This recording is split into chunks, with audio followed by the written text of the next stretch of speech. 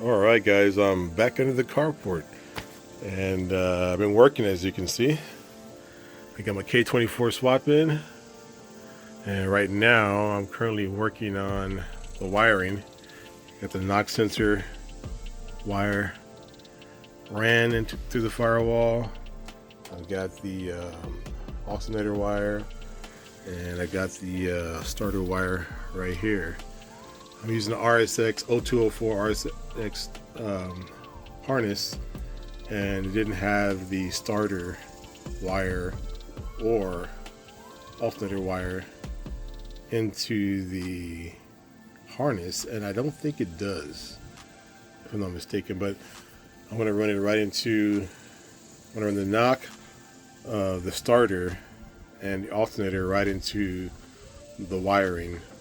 Most likely into the running a Haltech ECU, so probably just wire them right into the Haltech harness, plug and play harness.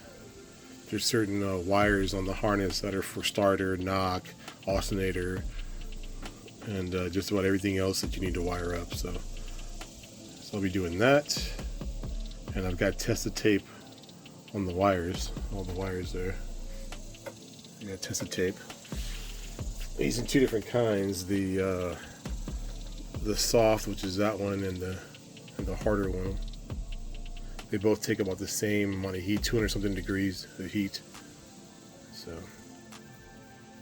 yeah, I'm doing that, and yeah, I've got everything, all the bolt-ons just about. I need to run once I finish all this get all this wiring through the firewall.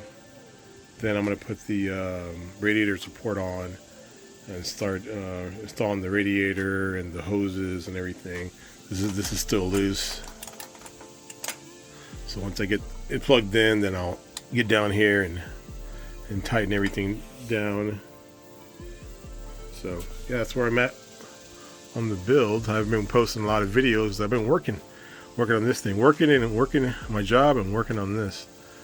And I might move this catch can right here to this side right over here, and run my lines. I have a level 7 oil cap, so I'll run the lines this way and down, because I think it'll be too busy over here with the coolant lines going to the neck right there, plus the intake pipe coming down right here.